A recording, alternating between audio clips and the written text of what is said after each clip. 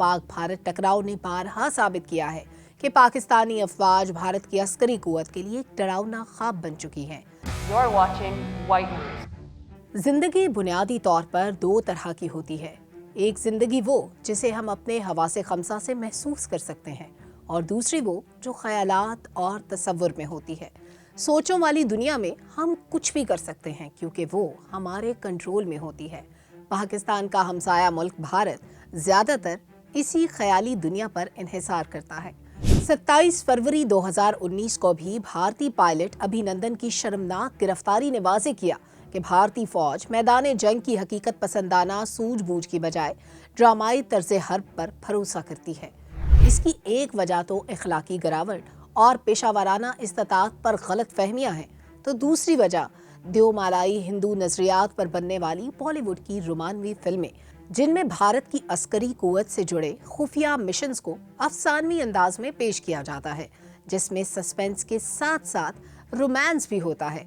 पुलवामा के ड्रामे के बाद 27 फरवरी के वाकयात ने भी इस तासुर को तकवीत दी। भारतीय जंगी तैयारा गिर जाने के बाद इसके पायलट अभिनंदन ने ये तासुर दिया जैसे वो किसी भारतीय फिल्म का किरदार है और वो जल्द ही जीरो से हीरो हो जाएगा। इस मौजू पर रिलीज हुई ऋतिक रोशन की बॉलीवुड फिल्म से भी ये तासुर उभरता है कि भारतीय फौज जब भी मैदान में उतरती है तो उसकी पजीराई के लिए कतरीना कैफ और दीपिका पादुकोण जैसी हसीनाएं मंजर आम पर आएंगी, जो अपने दिलफरेब अंदाज से उन्हें जुर्रत की दाद देंगी। ये ख्वाब उस वक्त टूटा जब अभिनंदन का सामना जारहाना अंदाज से लड़ने वाली पाकिस्तानी एयरफोर्स से हुआ। 27 फरवरी के बाद अभिनंदन समेत भारतीय फौज ये खूब जान गई कि पाकिस्तानी एयरफोर्स कोई फिल्मी किरदार नहीं और ना ही पाकिस्तान में कोई दीपिका पादुकोण जैसी चालबाज हसीना उनकी दिलजोई करेगी। गिरफ्तारी के बाद अभिनंदन ने भी उन अफसानवी तसव्वुरात का पोल खोल कर रख दिया जिनकी बुनियाद पर भारत की अस्करी कुव्वत को बढ़ा चढ़ा कर पेश किया जाता है।